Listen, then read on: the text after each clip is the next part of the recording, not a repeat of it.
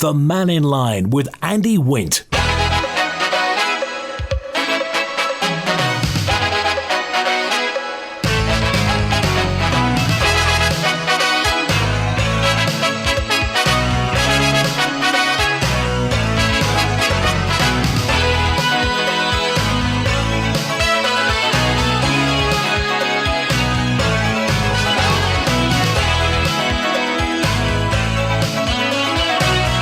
Pastor Mike, good afternoon.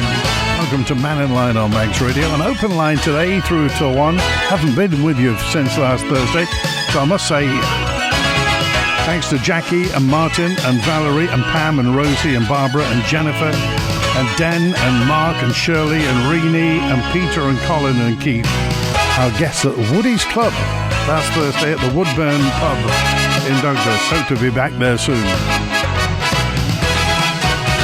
Thanks to Trevor Latus for the landlord at the Woodburn for sorting that out for us. A very, very interesting programme. And if you've got any reflections on it, by all means do get in touch. Call 66 13 68. We're talking about the 20 mile per hour speed limits in Keys this morning. Got a little heated. Also, plans for that proposed new sheltered housing in Garth in Laxey moving on apace. Plans are for that. All sorts of things are happening in Garth. And with hundreds of Max residents relying on My Cards, a local savings and loan provider says it's been approached as a potential alternative. Well, we'll see. Anything else on your mind? By all means, do get in touch. Text, email, call and WhatsApp. And let's get to the lines. I think Wilf's first with us today. Hi, Wilf. Hi, Andy. There was that meeting I was telling you about ages ago about the harbour side. Yeah. I think is going on today. I'm not sure because I can't get any sense of the town hall. You ring them up and you get robots and I can't sort that out. I can't seem to get anybody, but my partner did ring and they said that it was the 24th to the 28th. And somebody on the other side, on the town hall, said they arrived yesterday, but they don't know where they are. They might be upstairs, but we don't know. That's our efficient town hall. But anyway, so I urge everybody to go and have a look anyway. It could be upstairs, the exhibition, right? And then put their views in and all the rest of it. Now then, a little bit of good news. I think it's good news anyway. The town Ramsey commissioners, including me, were all dead against the wind turbines. We don't want them, right? Simple as that. Just don't want them. Because we've talked to a lot of people in the town, and I think there was 2 out of, 160 or something, that said, oh yes, it'd be a good thing. The rest said, no, we don't want them. But better than that, I hope, my partner, I haven't got internet or Facebook or anything, but she picked a bit up on Facebook today, this morning, that the, hang on, what do they call it? Oh dear, I can't think of the name. Is this about the objection to it?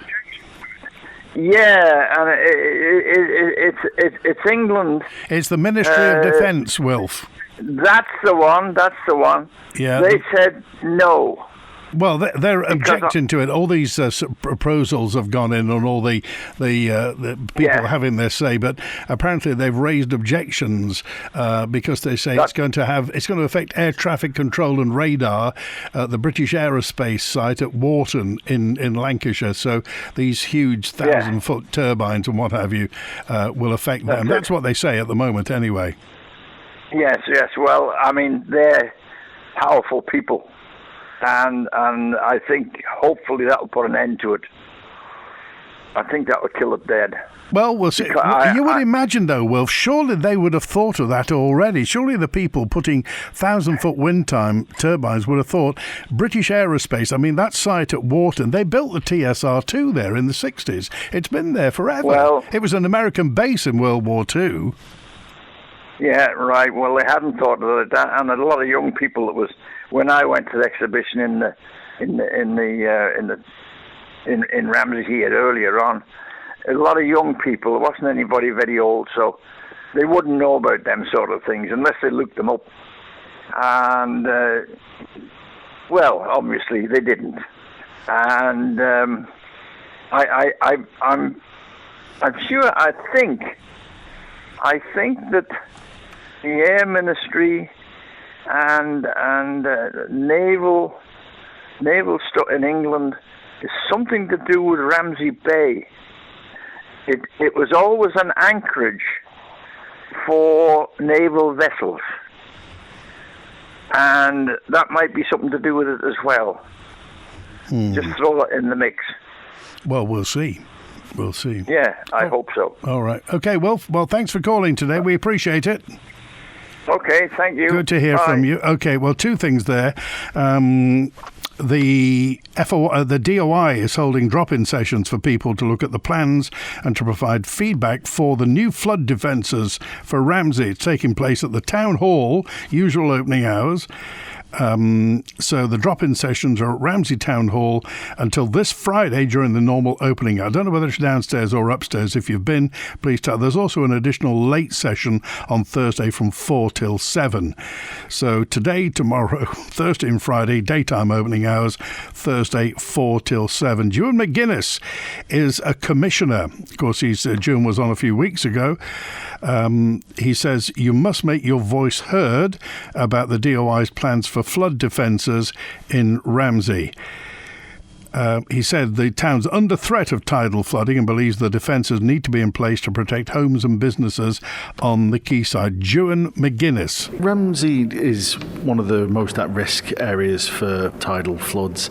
So obviously ensuring that our quayside and the properties around there are properly protected is important. I would caveat that there's got to be the right flood protection for the town. What do you hope that people and the DOI and yourselves at the Commissioners get out of the drop-in sessions, which I think are starting next week? Yes. So the DOI are going to be in the town hall from Monday, and they're here all week during the day, and they will be here on Thursday until 7 p.m. I think it's massively important that people of Ramsey see the proposed plans that the DOI wish. It's going to go through planning, so everyone will have their right to have their say. But this next week is all about information so that people have a full awareness of exactly what the proposals will look like and what the impact will be on the town. How much of a problem is flooding in Ramsey at the moment? Obviously, there haven't been many recently, but I imagine it used to be a problem. So what kinds of things do you experience as a town? I think what we have is the threat of flooding, because whilst currently it's only a couple of centimetres a year, they get a bit of a corner wet. But obviously what happened 15, 20 years ago when Parliament Street ended up flooded, there's massive property damage, it impacts on insurance. So it's not a case of every year we have issues, but when it does flood, they are big issues. Oh, there you are. That's Stuart McGuinness, Ramsey Town Commissioner. You heard Wilf talking about it, another Ramsey Town Commissioner. So if you're in Ramsey and it interests you, remember last time the DOI threw their proposals into the mix, but the Commissioner said no because there was going to be a big wall there and there was a lot of car parking going to be lost. I think there is a loss of car parking this time. I'm not entirely sure how much, but if you get a chance to have a look, then by all means do at Ramsey Town Hall. That's the DOI's proposals for new flood defences. Yes, the consultation on the Mannin offshore wind farm limited's application for marine infrastructure consent is available. If you go to consult.gov.im, which is the government's consultation platform, you'll find there, you'll just punch in consultation on Mannin offshore wind farm, and all the responses, 477 responses are there. Some for, some against. You can spend an absolute while away your lunch hour having a look through that. And one of them is the UK Ministry of Defence, which has seemingly raised objections to the planned wind farm. They say that these turbines, these huge 1,000-foot turbines, would cause unacceptable and unmanageable interference to radar.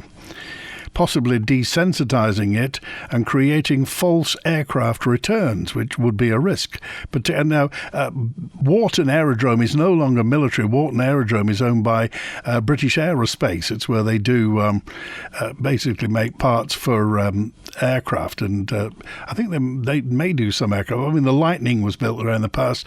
The Eurofighter, or Nimrod, I think, was there for a while. But I mean, British Aerospace Wharton is a very, very big employer in the northwest of England, BAE Systems. But anyway, we'll see what they have to say. That'll be interesting. Maybe we'll get hold of the Ministry of Defence. We have connections, and see what they say. Julian's with us now. Hi, Julian. Hi, Andy. Welcome back. Thank you very much indeed. Yeah, speaking of the Ministry of Defence and wind turbines, this is not the only problem.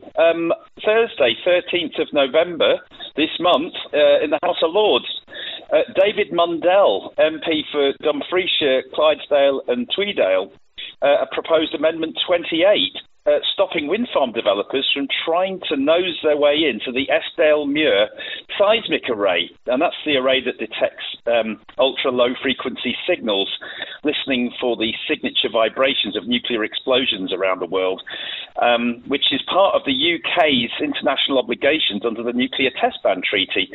So they're worried about low-frequency noise coming off these wind turbines, which is obviously another thing that we're worried about here with Caervai being so close to everybody, and also the Mannin one. Am I right in saying that the Caervai ones, these 1,000-foot huge things, are they the biggest in the world? And is it the most of them that's going to be anywhere in the world? We're going to be world leading if we have them.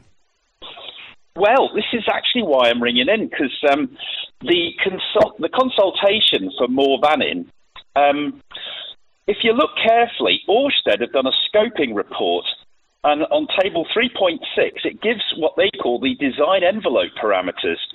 Now, these turbines are going to be massively larger than the biggest ones that are available now, which is something like the General Electric Haliade-X, which are the ones that are 40 to 60 miles offshore off Dogger Bank, off the east of England. Whereas these ones, well, I mean, if you imagine the ones off Dogger Bank, the huge ones, are 859 feet tall. These are going to be 1,200 feet, so they're going to be pretty much level with the top of the mountain road. But it's interesting, when you look at Ørsted's scoping report, they're talking about there's going to be, you know, the piles, the steel massive rods that they put in. Yeah. Well, for these new ones, they're going to be absolutely enormous because, of course, you know, the bigger the turbine, the more it's going to be blowing around in the wind and the waves and stretching. So you're going to have deeper and bigger piles.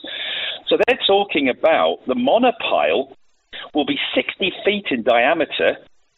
It will be 100 meters long. And the energy required to bang one of those down through the seabed will be the equivalent of 15 tons of TNT explosive, if you see what I'm, the actual kinetic energy. So what's interesting is when you go and look at that consultation and you look at what people are commenting on, a particular response, you can look at the numbers. This response number is 824 623 753. These people obviously seem to know what they're talking about.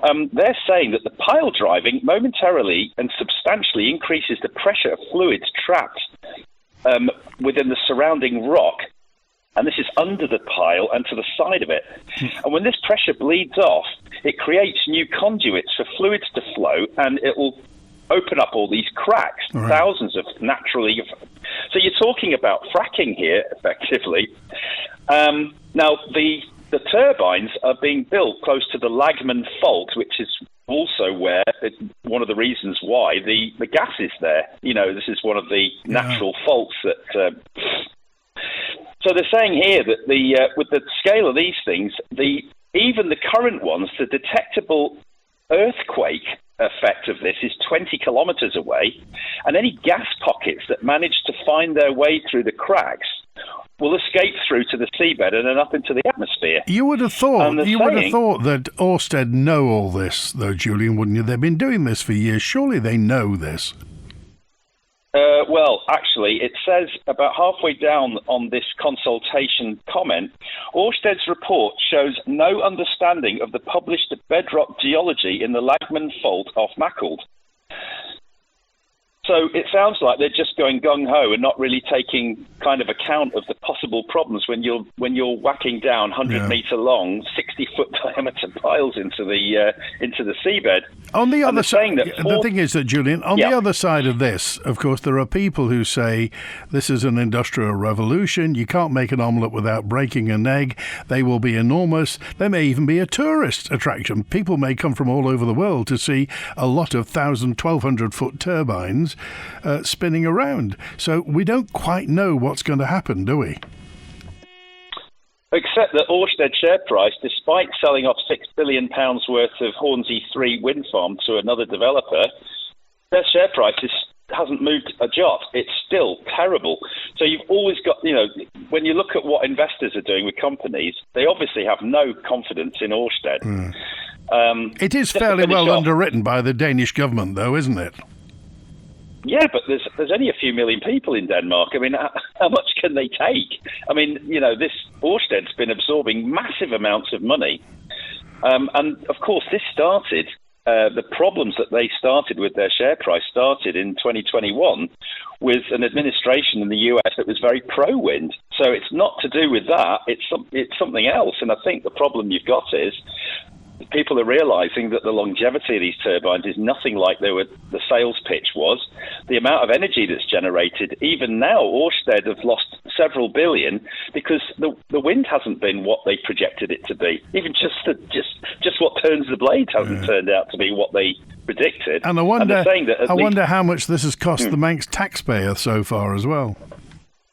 Well, yeah. And also, 27 of these 87 turbines are in unacceptable risks of earthquakes and potential for natural gas escaping. Right. And this person reckons that if that gas escapes, the flow will be 4 times what the Isle of Man uses every day for heating and electricity generation. So it'll be massive. What's this report again? What's it called?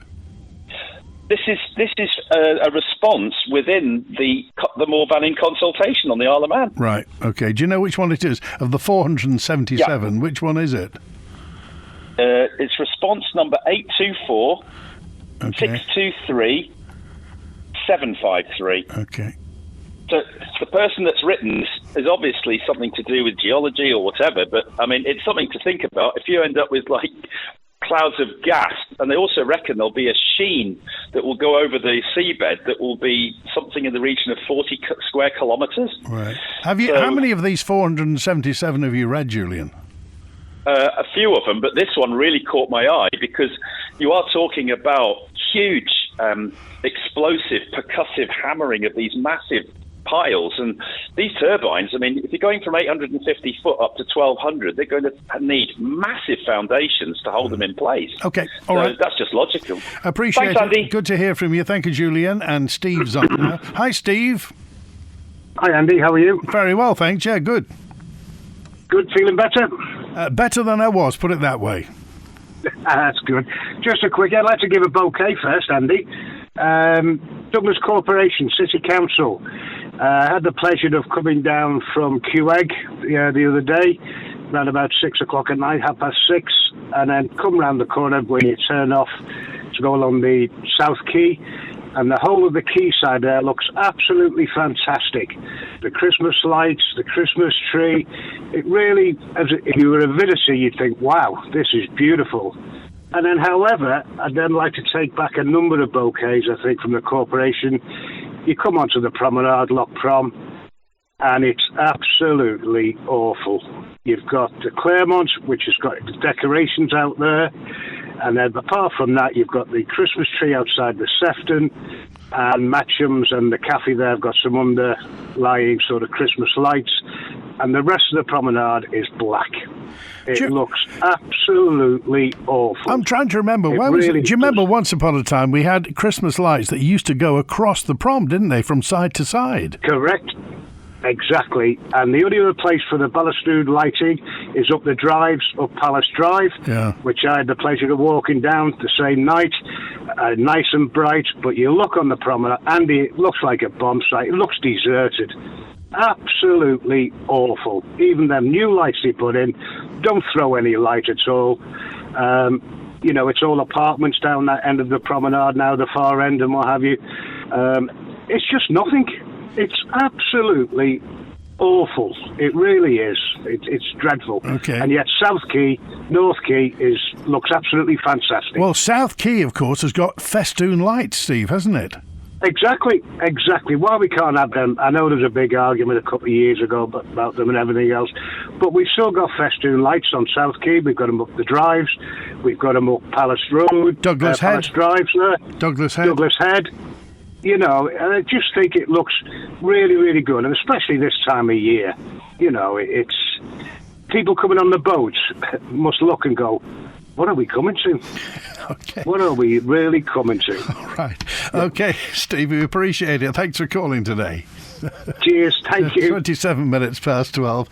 Ivy dropped a note in and just said, yes, on the same subject, actually, she said, Douglas Promenade. You mentioned it was Douglas in Gloom, not Douglas in Bloom, Douglas in Gloom. Really, what's the idea? Is the idea to make it look as unattractive as possible? And Ivy said, and what's the idea of trying to make people sit on ironing boards?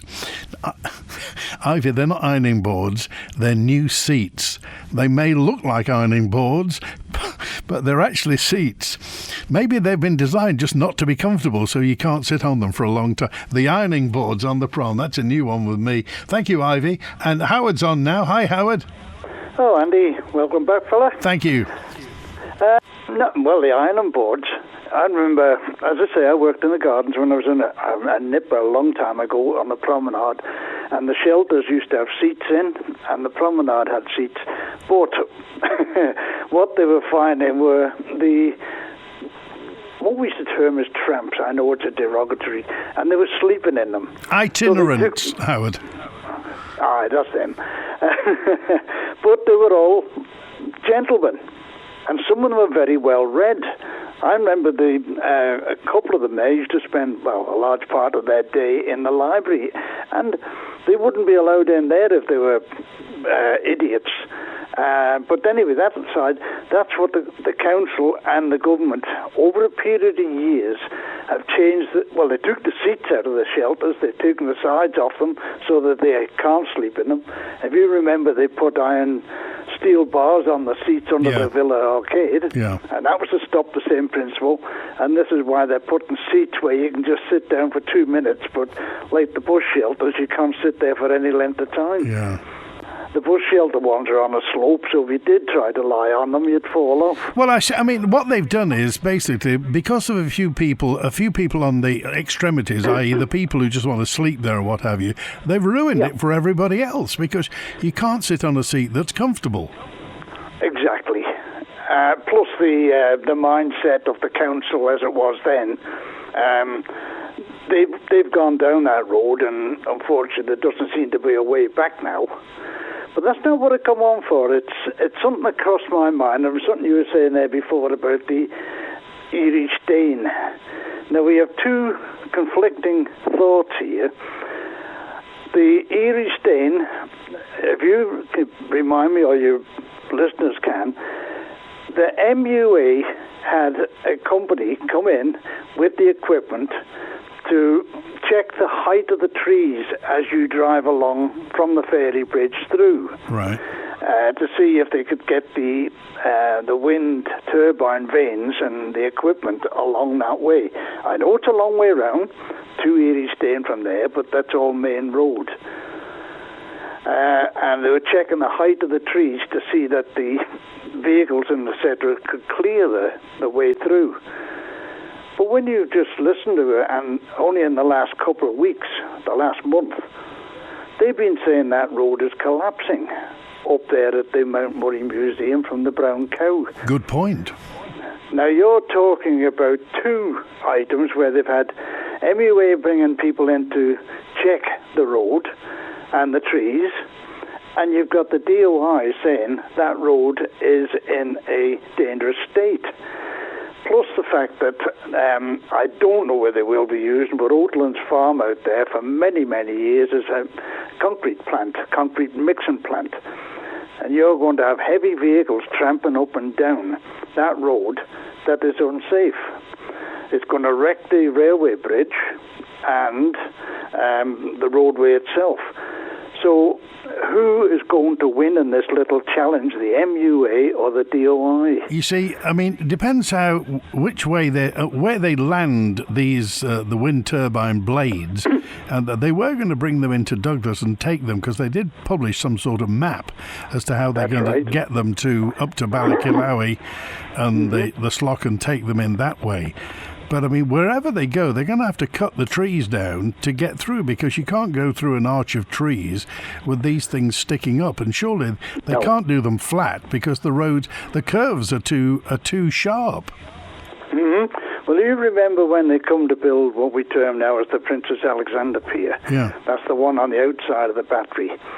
They rebuilt the road through from the bottom of Gasworks Hill through to where they entered onto the land at the Battery Pier, particularly around the Swing Bridge area, because of the heavy vehicles that's going to be going up and down there, and the 25-ton Stabbits, about 4,000 of them were going to be brought that way down, haven't been made out of Kerristal. So are they, as I say, is the DOI going to win this battle, or the MUA, or they're going to have to find another way to get the Easystane with the heavy equipment? I wonder. I mean, presumably they thought this through, Howard. I doubt it. Because there's two trains of thought there. The MUA will be on their trajectory to what they want, and the DUI are there to try and stop it. But neither one is going to win. Again, it's going to be down to the taxpayers, because we got less than a year now before half of them get turfed out, and we get a new group of people in, but the same civil servants. We'll see. All right, Howard, thanks for pointing that out. Okay, take care. Good to hear from you. 27 minutes to 1 it is, and Chris is with us now. Hi, it's former MHK Chris Robertshaw. Hi, Chris. Andy, good morning. Good afternoon, shall I say. I just wanted to make a couple of comments, offer a couple of comments about the exchange this morning in the Keys between Jason Morehouse and the Treasury Minister, when Jason asked how things were going from the Treasury side with regard to their deliberations on the local economy forum's meeting a couple of weeks ago, where there was huge concerns, expressed about the minimum wage. I just want to correct something. First of all, the Minister of Treasury said that they had invited the forum to a meeting. I think that needs a correction, because we offered the invitation to the Treasury Minister actually at the meeting which he attended at the Palace. He agreed to come, nothing happened. We waited a fortnight, and then we wrote to the Treasury and to the Department for Enterprise, and it was us that invited them to join us in the meeting, which they've now accepted. So it was the other way around. The second really disappointing thing is that the Treasury, in answering Jason Morehouse, appeared pretty clearly to outright reject the ideas that the economy forum were proposing without even meeting us. So in overall review of this, the forum's position when we met was that we haven't had any engagements at all with the Treasury or with the Department for Enterprise, and now they've presented conclusions to the House of Keys without talking to us at all. And that's really, really disappointing. And I hope both the Minister for Enterprise and the Treasury Minister reflect on this, that surely they should be hearing our ideas and our proposals before issuing judgment about them when they don't know the detail. I think that's extraordinarily disappointing. And there were other inaccuracies in his answer, which I won't bore you with now. But in summary, the Local Economy Forum have put proposals forward which reduce the amount of tax that those on low pay will be subject to, with the result that the take-home pay that they would get will be greater than the proposals that Tim Wood has agreed to. So I just want to make those comments, Andy. Okay, and you've got quite a unique view in that fact you were in business for many, many years, and you've also been in government. So I just want to ask you, Chris Robertshaw, in your opinion, at what point should government intervene in the business world, in the economic life, the granular economic life of the Isle of Man? And at what point do you think should it exit? What I'm trying to say is, what place does the government have in this sort of initiative?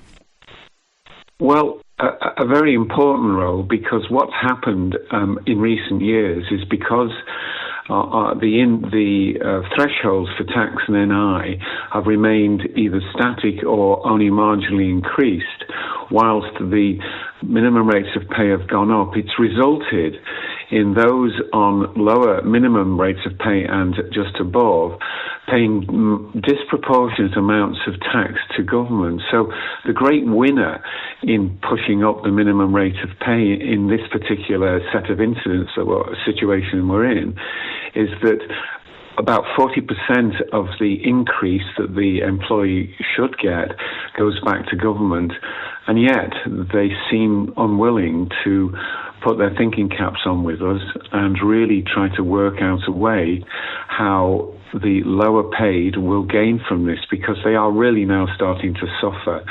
And I'm sorry they haven't listened and engaged. They're just applying blunt rules to everything. They should have engaged. It was their duty to do so. I hope that they will think again when that meeting actually takes place. What's next for the Local Economy Forum, Chris? Well, the next is that we've asked for the meeting with the Minister for Enterprise, who incidentally has not engaged with us at all thus far, and the Treasury. And we've also said that it would be helpful if officers from both departments attended the meeting as well, so that it could be a well-informed meeting. And they would please have the courtesy to listen to what we're saying, because the government benefits in the sense that it would achieve the equivalency of the living wage, whereas this morning the Treasury Minister kept referring to the minimum wage. It means that the pressure on the small and medium-sized businesses would be reduced, and there would be significant advantage to the employee. In other words, everybody wins from our proposals, and yet the Treasury Minister this morning, in answering Jason Morehouse, just dismissed the concept out of hand. I think it's very poor, but let's hope things improve from here. Okay, appreciate it, Chris. Thanks for calling. Thanks, Andy. Bye-bye. 21 minutes to 1. Discover your dream home in Andreas with Cal Developments Limited. Their quality new build 2, 3 and 4 bedroom properties offer countryside living with amazing views just 5 minutes from Ramsey. These spacious homes are built for modern energy efficient living with ground floor underfloor heating and air source heat pumps, plus contemporary kitchens, beautiful bathrooms, landscaped exteriors and more. Reserve yours now. Cal Developments Limited, Oatlands Road, Andreas. Island living redefined. Housing, benefits or employment issues, faulty goods, bad workmanship, financial problems and relationship breakdowns. We all run into difficulties in life, and it can feel like there's no one who can help you sort them out. But at Manx Citizens Advice Service, we can help. As an independent charity, we offer free, confidential support covering all sorts of areas. You don't need an appointment. Just call in at Promenade Church, Loch Promenade, Douglas, or call 366 338. Open Tuesdays from 12:30 till 3 and Fridays 10 till 12:30. Manx Citizens Advice Service. Your advice service. All All aboard the Magic Tram at Laxey Station to Santa's Grotto at Zen at the Glen. Journey through a snowy landscape and step into a winter wonderland where Christmas comes truly alive. Ticket includes a visit to Santa's Grotto with children's gift, hot dogs for kids and soup for adults, plus hot drinks and more. Zen at the Glen is the perfect place to make magical festive memories. Available over selected weekends throughout December. Book at zenattheglen.com. Are you a small charity here on the Isle of Man? Are you looking for volunteers, hoping to raise awareness and chasing those crucial pounds and pennies to support your work? Well, Manx Radio can help. You could be our next 1 to 3 Charity of the Week. With daily on-air coverage, podcast and social media promotion, we can help support you and those you help. Just email the numbers 123@manxradio.com and listen out for the feature each weekday between 1 and 3 p.m. The Charity of the Week, brought to you by Kell Properties. The Mannin Line with Andy Wint. 19 minutes before 1. We just went down to look at the harbour schemes, as Mary and Ramsey. There was nobody there to speak to, just boards showing an artist's impression of a big concrete wall separating the harbour from the carriageway and a loss of car parking. There was nowhere to put our views forward or to object, says Mary in Ramsey. Stuart says, Andy, I want to highlight how difficult things are at Nobles Hospital. A&E is very busy, with people waiting for hours to be seen. There don't seem to be any available beds on the wards. Patients and staff are under huge pressure, and the community needs to be aware of how serious this has become. Surely the government must realise this before thinking of bringing more people to the Isle of Man. We've not had an update as to what the situation, but of course it's always worse this time of year because you get winter cold and flu and what have you. As I know, when you're on the ferry, says Tam, how many people don't look at the wind turbines and take photos as you pass them for an hour or more? I know I do, but then again, there's not much else to do. Yeah, that's true. You do look at the gas turbines, the gas rigs and what have you. Fish prices have gone up twice to what they were, which affects all fish shops and businesses. And of course, all of us. It's all down to our fishing grounds having been taken by wind turbines, harming our fish. We don't want the wind turbines. It's a big con, says, well, that's Will's opinion, by the way, on this.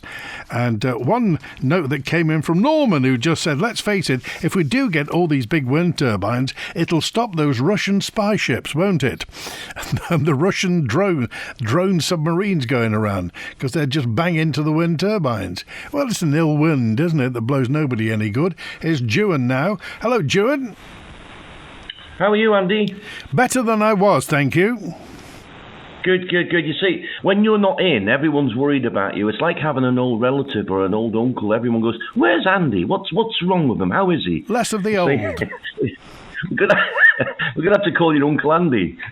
Just listening to Chris Robertshaw there before, and I hear people say about Chris, he's bitter and he's got a grudge against government and stuff. But I had quite an extensive talk with Chris about a year ago, and I think Chris is genuinely worried about and concerned about things happening, or rather not happening, on the island. So I think he has some genuine points and genuine concerns, and I think it's good that he has a platform now. Like many other people have got separate platforms. They weren't heard before, but now with the internet, they've got separate platforms where they can be heard. So I think his platform with Paul Moulton is quite useful.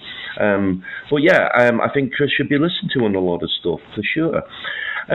Just talking about the wind turbines again. I was talking to a chap recently, actually, in Africa, who actually sits on consultancy boards in Namibia, talking about their energy. And without going into it too deep, we were talking about the benefits of white hydrogen and green hydrogen and how they were heading in Namibia.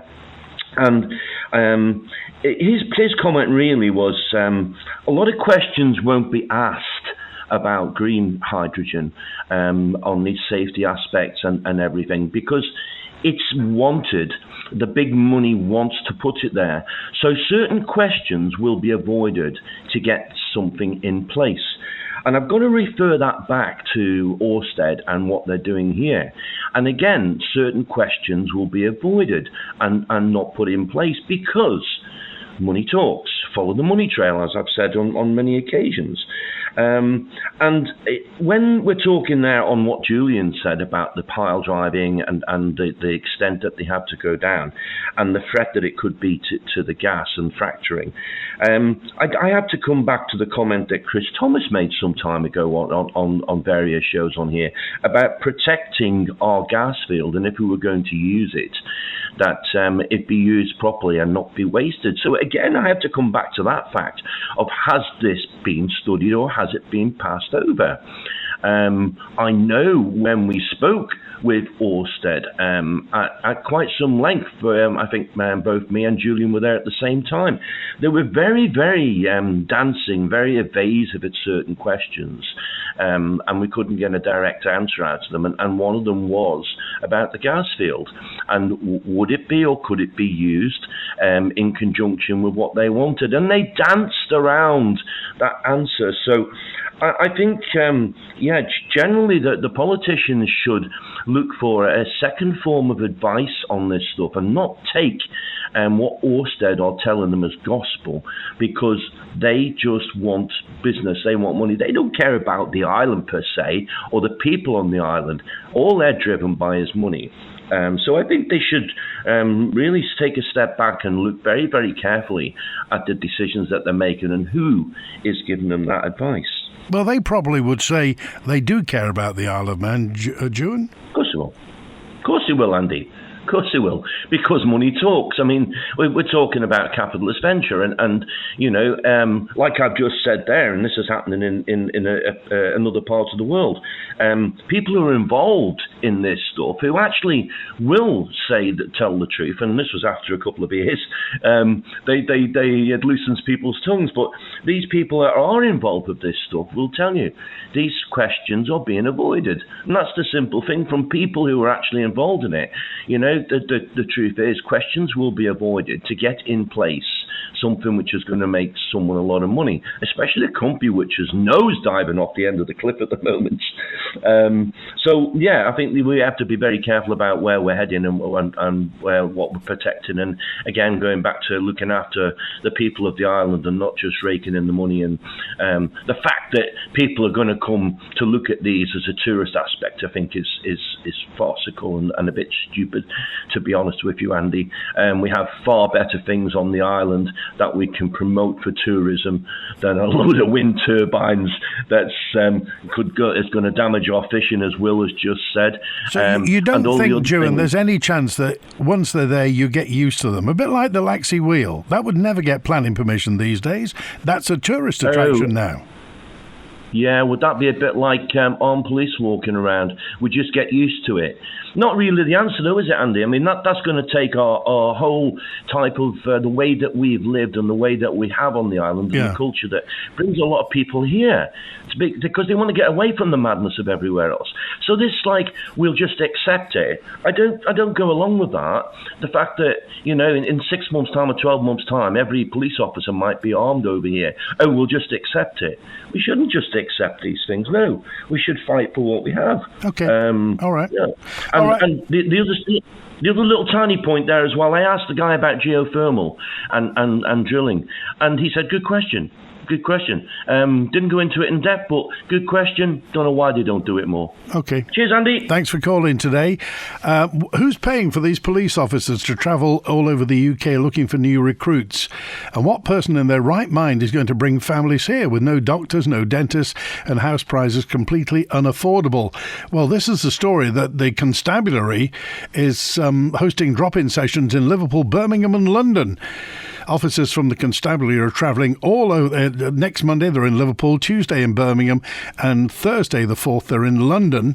They're basically recruiting. They're telling people about policing opportunities in the Isle of Man, what is available and what you can do on the Isle of Man. Celebrate the season at Robinson's. From A&J Butcher's premium cuts for festive feasts to Ross Bakery's irresistible fresh bakes, we bring you the flavours that make Christmas shine. Explore succulent seafood, seasonal local produce, and even real Christmas trees to fill your home with holiday cheer. Don't miss our in-store flower and gift displays, perfect for stunning blooms and thoughtful presents. Robinson's is your trusted destination for quality, freshness and festive joy. Let the celebrations begin at Robinson's Food Hall, Cool Road, and Robinson's on the Terrace.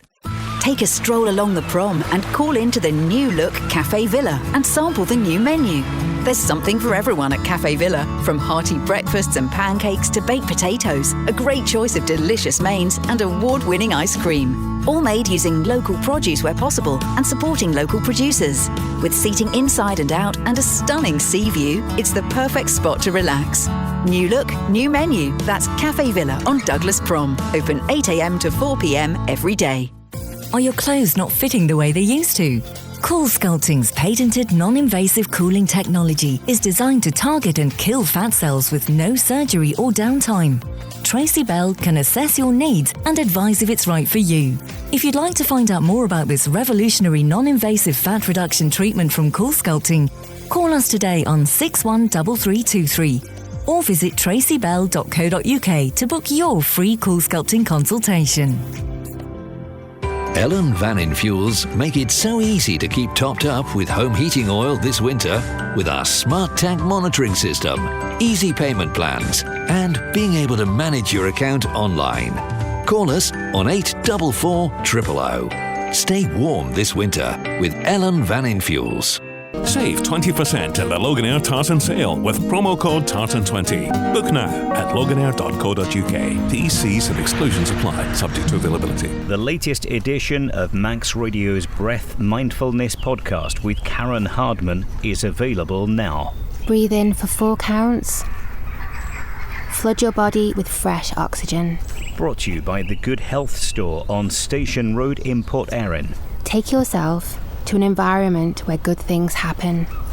This could be an early morning winter walk. Pause and reflect. The latest in the Breath Mindfulness series with Karen Hardman, and available now at manxradio.com. The Mannin Line with Andy Wint. I agree with Joni Farragher, says this correspondent. I agree with Joni. This is a text from Teresa. It's a WhatsApp from Teresa. Dilapidated buildings should be subject to a levy. I fail to understand the rejection of this proposal, which leads me to think there's a conflict of interest. Why on earth will this idea be rejected when we need the money and we need the availability of new homes? Joni Farragher, MHK, Douglas East, of course, says the government amendments have blunted her proposal to give local authorities greater power to act against long-term vacant and neglected properties. She says there's political reluctance. She'd proposed giving local authorities new powers to fine landlords when homes are left empty or become dilapidated. Government amended her motion, saying it was already tackling damaged and ruinous properties via rates exemptions. But I just wonder what your thoughts are regarding. We got a message in from a guy who said he's got experience of this in Belgium. When you have a commercial property and it's left unused, i.e. it's vacant, you get charged high rates per month on the meterage of the property at the front. So let's just say it's, 10 metres, 30 feet. You get charged almost confiscatory rates, and it goes up and up and up. So you either have to sell it or develop it or let it to do something. And that's the way you get it moving. They don't stand for it in Belgium, but it seems we obviously do here. The Royal Navy, says Bob, calls the Isle of Man the big roundabout in the Irish Sea, which is funny as people here don't seem to know how to use roundabouts. Steady. With submarines going round the Isle of Man all the time, it's no wonder the MOD doesn't want turbines off the coast. Well, this is the British Aerospace that don't want it, because they say the big turbines could affect radar. But point taken. One concerning fact that's been discovered, says Alan, that some Chinese wind turbines contain asbestos. Is this true? Tell me if you've got an official line on that, then please tell me. I'm just hoping we don't end up with any of these. I've just been in Peel on the harbour front, and there are about 100 people from Denmark flown over for a Christmas do for the day, says Scott. The only company linked with the Isle of Man stands out is Ørsted. They're not from Ørsted, are they? I'm not sure I want to spend my time looking at massive wind turbines in the Irish Sea, potentially affecting our fishing industry and views across the water, says Ian. Wise points made. I was looking through some of this 477 contributions that have been made to the Orsted wind farm application. You can find them at consult.gov.im, and one of them stands out. It just says, when you stand on Laxey Beach and look out to the sea, does anybody think, the one thing that would improve this is 80,000-foot wind turbines? It's just a thought. Lots of people are for it, by the way. I have to tell you, lots of people in those responses say, actually, this is the future, and this is what we need. I was in Douglas last night, says Sue. Thought the same as the gentleman earlier. Really lovely at one end. The quay, the part of the quay has nothing. Is Douglas split in two? Douglas, the quay looks fantastic, says Tony. The prom looks awful. No effort whatsoever. What's happened to the fountains at the end of Athol Street? Are they broken? Is this another one of the council's features left to go to ruin? Well, it didn't help, and people kept putting in washing up liquid, did they? It's such a shame that the lovely festoon lights were removed from the promenade. The whole design is bizarre, says 068. The lighting, the roundels, it's lost its character. Who designed it? Hey, that's it. Going to be back tomorrow. Remember, on Thursday, following up to the UK budget, the Treasury Minister is here on Thursday. WINT.